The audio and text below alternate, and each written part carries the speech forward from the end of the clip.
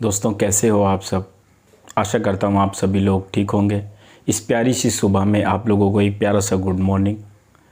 और आइए दोस्तों, आज एक और छोटी सी कथा लेकर आया हूँ आपके लिए, जो छोटी सी तो है लेकिन सीख बहुत बड़ी देती है, जिसमें बाबा के द्वारा कहा गया श्रद्धा सबूरी का शब्द के मायने हमें पता चलते हैं। एक समय था जब काशी नरेश, काशी के जो राजा थे, उनके पूरे शरीर में कोढ़ हो गया था। और जैसे जैसे वो कोढ़ बढ़ता चला गया तो राजा बहुत परेशान रहने लगे। उन्होंने कई वैद्यों को दिखाया, डॉक्टरों को दिखाया। उस समय के जितने भी हकीम और वैद्य हुआ करते थे, दूर दूर जाकर पूरे हिंदुस्तान में सब जगह उन्होंने अपने शरीर को चेक करवाया, इलाज करवाया। लेकिन कहीं से भी जब वो ठीक नहीं हो पाए तो एक दिन उन्होंने क्या करा कि अपनी राज दरबार जो था, पूरी सभा को बुलवाया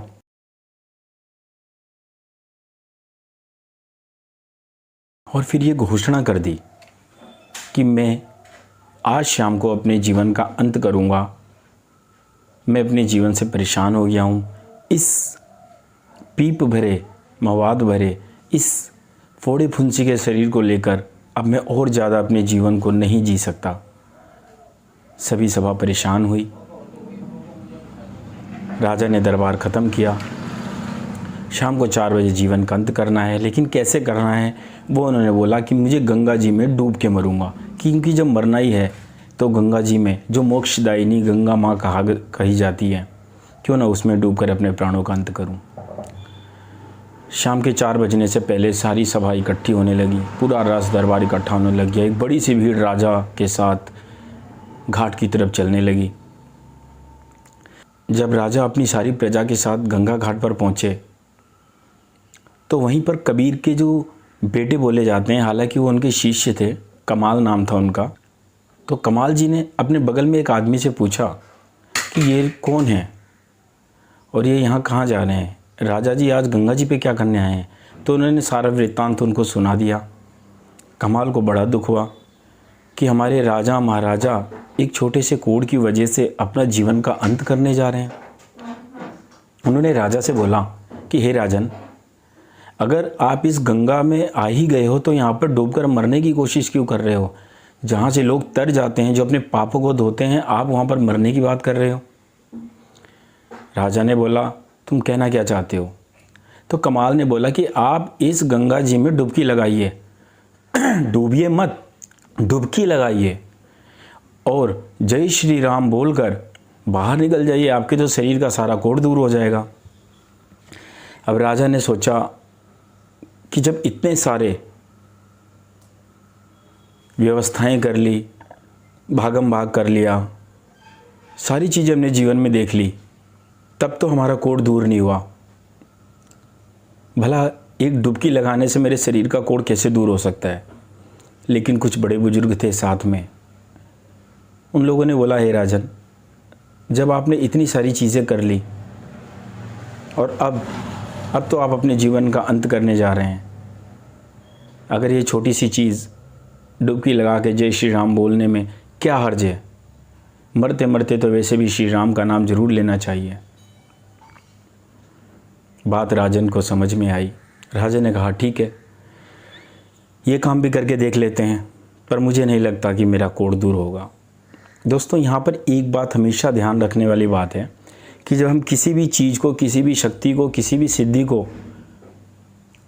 आजमाना चाहते हैं तो वो सिद्धि हमारे लिए काम नहीं करती। यहाँ पर राजन भी उनको आजमाना चाहते थे कि चलो ये काम भी करके देख लेते। उनके मन में जरा सी श्रद्धा नहीं थी। गए, डुबकी लगाई, जय श्री राम बोला, बाहर आए, लेकिन उनके शरीर का एक भी कोढ़ दूर नहीं हुआ। फिर कमाल ने बोला आपने लगता है सच्चे मन से नहीं कहा, आप एक काम करिए, आप एक बार और जाइए और जय श्री राम बोलिए। अगर इस बार आपका कोढ़ दूर नहीं हुआ तो आप जो बोलोगे मैं करूँगा।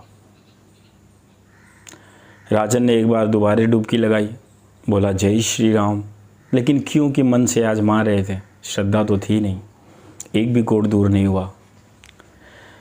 राजन फिर बाहर आए, कमाल को देखने लगे। कमाल समझ गया था कि राजा आजमा रहे हैं, वो श्रद्धा से प्रभु का नाम नहीं ले रहे हैं। अब उन्होंने कहा कि एक लास्ट बार आप डुबकी और लगाइए, अगर इस बार आपका कोढ़ दूर नहीं हुआ तो आप मुझे मृत्यु सज़ा दे देना, मृत्यु दंड दे देना, मैं भी आपके साथ डूब के इसमें मर जाऊंगा, आपकी पूरी राजा प्रजा साथ है, मैं कहीं भागने वाला नहीं हूँ। राजा ने कहा चलो ठीक है। राजा इस बार जैसे ही डुबकी लगाने गया, कमाल ने एक डंडा उठाया और उनके सिर पे चोट मार दी, ज़ोर से मार दिया। सिर से खून निकलने लगा, दर्द हुआ। दुख में सुमिरन सब करे, सुख में करे न कोई।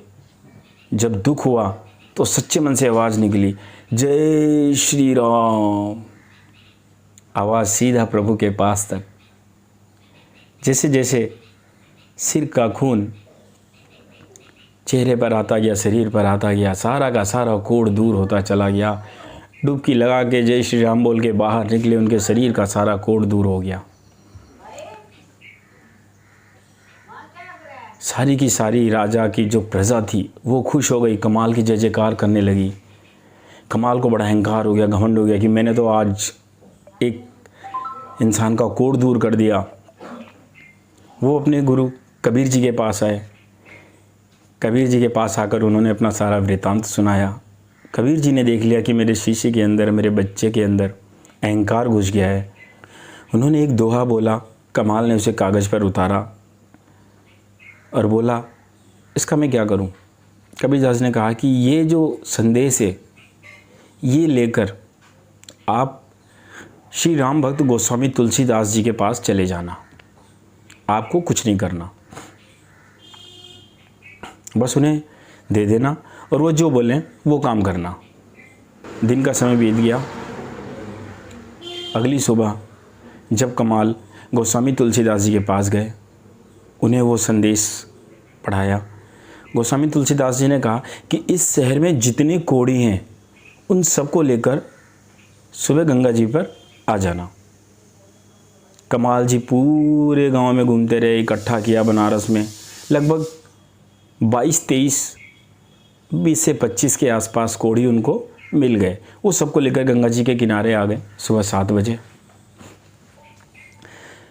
अब गोस्वामी तुलसीदास जी ने क्या करा कि एक लोटा गंगा जल लिया और उसमें 2-4 तुलसी के पत्ते डालकर उन कोढ़ी के ऊपर छिड़का और बोला जय श्री राम। प्रभु राम के भक्त थे। एक ही बार जय श्री राम बोलकर केवल एक लोटे गंगे जल से उन्होंने 20-25 कोढ़ियों का कोढ़ दूर कर दिया।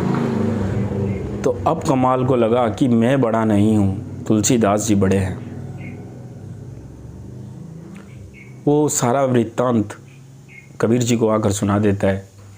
कबीर जी ने देखा तो समझ गए कि अभी भी इसको ज्ञान की प्राप्ति नहीं हुई है।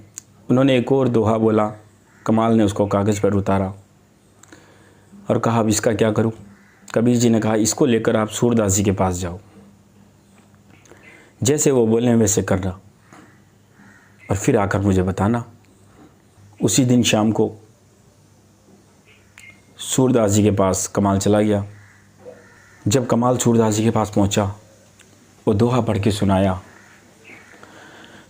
तो सूरदास जी ने कहा कि एक काम करो, देखो तो वो जो गंगा जी में वो जो लाश बहकर आ रही है, एक आदमी की जो डेड बॉडी बहकर आ रही है, ज़रा उसको खींच के ले आओ। वो लाश जो बहुत दूर गंगा जी में बह रही थी, जो पता भी नहीं चल रहा था, देखने आँख वालों को भी नहीं पता चल रहा था कि वो लाश है या कोई लकड़ी का गट्ठर है या कोई कूड़ा कचरा है, वो सूरदास जी जो जन्मांध थे उन्हें दिखाई दे रहा था। कमाल थोड़ा अंदर गया और उसको खींच कर ले आया, उस लाश को किनारे रखा, शरीर को आराम से लिटाया और सूरदास जी ने एक हाथ में गंगा जल लिया, एक लोटा भी नहीं, केवल थोड़े से 2-4 बूंद गंगा जल के लिए और बोले जय श्री राम। इतना ही बोला, जय श्री राम, मतलब माँ बोला भी नहीं अभी और मुर्दा उठ के खड़ा हो गया। कमाल जी हतप्रभ रह गए, ये क्या? उन्होंने जाकर सारा वृत्तांत कबीर जी को फिर सुनाया। कबीर जी ने कहा लग रहा मुझे ही बताना पड़ेगा इसे, कि कैसे ये नाम काम करता है, कैसे राम से बड़ा राम का नाम है। नाम बड़ा है राम का, या तुलसी जी बड़े हैं, सूरदास जी बड़े हैं, या कबीर जी बड़े हैं। तो कबीर दास जी ने बोला, क्या तुमने कुछ सीखा? तो कमाल ने बोला, हाँ, मैं सोचा था कि मैं बड़ा हूँ, सिद्धि वाला हूँ, लेकिन मुझसे बड़ा तुलसीदास जी थे। और अब जब मैं सूरदास जी के पास गया तो मुझे पता चल गया कि सबसे विद्वान सूरदास जी हैं, सबसे बड़े भक्त राम जी के वो हैं। तो कबीर दास जी ने कहा कि देखो कमाल, न तुम बड़े, न तुलसीदास जी बड़े, और ना ही सूरदास जी बड़े, और ना ही बड़ा राम का नाम। बड़ा है तो तुम्हारे अंदर से निकलने वाला भाव, वो ही किसी भी नाम की शक्ति को जागृत करता है, वही किसी भी नाम की शक्ति को, महत्व को बढ़ाता है। तुम्हारे अंदर इतनी ही भावना थी उस राम नाम के प्रति कि तुमने 3 बार गंगा जी में डुबकी लगवाई, एक आदमी का सिर फोड़ा, बहुत सारा खून निकाला, तब जाके एक शरीर का कोढ़ दूर किया। तुलसीदास जी के अंदर राम नाम के प्रति इतनी ज़्यादा श्रद्धा है कि उन्होंने केवल 1 लोटा जल से जय श्री राम बोलकर 20-25 लोगों का कोढ़ दूर कर दिया। और सूरदास जी के अंदर उस राम नाम के प्रति, उस परमात्मा के नाम के प्रति इतनी ज़्यादा श्रद्धा है कि उन्होंने अभी पूरा उच्चारण भी नहीं किया, केवल जय श्री राम बोला, लेकिन भावना इतनी गहरी थी, भाव इतने गहरे हैं उनके कि राह बोलते ही मुर्दा उठकर खड़ा हो गया। तो कमाल, एक बात हमेशा ध्यान रखना कि नाम और इंसान बड़ा नहीं होता। इंसान के अंदर जो भाव होते हैं, जो परमात्मा है वो भाव का भूखा है। अगर धन्ना जाट को भगवान मिले तो भाव से मिले, पत्थर में प्रकट हो गए। मीरा को, सबरी को, नरसी को, जिसको भी परमात्मा मिले वो उनके टैलेंट की वजह से नहीं मिले, उनके पढ़े लिखे होने की वजह से नहीं मिले, उनकी डिग्रियां, उनके पैसे, धन दौलत को देखकर नहीं मिले। एक ही चीज़ से मिले, केवल भाव से। कहते हैं भावना में भाव ना हो तो भावना बेकार है, और भावना में भाव हो तो भव से बेड़ा पार है। कमाल को सारी बात समझ में आ गई। उसने अपने गुरु पिता श्री कबीर जी के चरणों का वंदन किया, नमस्कार किया, और बड़ा खुश होकर वहाँ से चला गया। दोस्तों, अगर आपको यह कहानी अच्छी लगी हो तो वीडियो को लाइक करें, शेयर करें। कोशिश कर रहा हूँ, जैसे कि आपको हर वीडियो में बताता हूँ कि मैं कोई यूट्यूबर नहीं हूँ। अभी कोशिश कर रहा हूँ यूट्यूब पे वीडियो देख कर कि कैसे बनाते हैं, कैसे क्या करते हैं। तो आप लोगों का प्यार और सपोर्ट चाहिए इस सब्जी वाले को। हाँ, एक समय मेरे भी चाहने वाले बहुत थे, लेकिन कहते हैं ज़िंदगी में सबके उतार चढ़ाव आते हैं। जब चढ़ाव था, चढ़ते गए तो दुनिया साथ जुड़ती चली गई। लेकिन जब उतरने का वक्त आया, ऊपर से सीधा नीचे ग्राउंड पे आकर गिरे, तब उस समय एक ही नाम था, एक ही सहारा था जिसने मुझे ज़िंदगी दोबारा जीने के लिए खड़ा किया, और वो था नाम साईं बाबा का, मेरे कबीर बाबा का। उस शनि जी ने सोच लिया कि मैं पांडे को जीने नहीं दूंगा, लेकिन साईं बाबा ने भी ठान लिया था कि मैं इसे मरने नहीं दूंगा। आज मैं अपने घर परिवार से अलग रहकर भी अगर ज़िंदगी जी पा रहा हूँ तो ज़रूर बाबा की मर्ज़ी है। और ये जो ज़िंदगी है, ये इसको मैं बोनस समझता हूँ, क्योंकि 50,000 लाखों लोगों के बीच में रहने वाला इंसान, और अब जिसका अपना परिवार भी साथ ना हो, जिसका बच्चा भी साथ में ना रहता हो, ऐसी ज़िंदगी जीना आसान नहीं है। तो एक एक दिन जो मेरी ज़िंदगी का मैं जी पा रहा हूँ, बस इसी इच्छा से कि मैं रोज़ कुछ पढूँ, कुछ सीखूँ और कुछ आप लोगों के साथ शेयर कर सकूँ। एक अच्छी सी फीलिंग आती है दिल में कि अब मैं आधा घंटा 1 घंटा परमात्मा के नाम का जिक्र कर पाता हूँ आप लोगों के साथ। तो दोस्तों, ऐसी ही अच्छी और ज्ञान की बातें, कथाएं, कहानियाँ हमारे सनातन धर्म की जो बुनियादें हैं, जिनके लिए हम विश्व में कहीं भी जाते हैं तो भारत का सम्मान होता है, उन चीज़ों को अपने जीवन में उतारेंगे। सनातन धर्म को फिर से मजबूत करना है, हर घर में हर बच्चे को सिखाना है।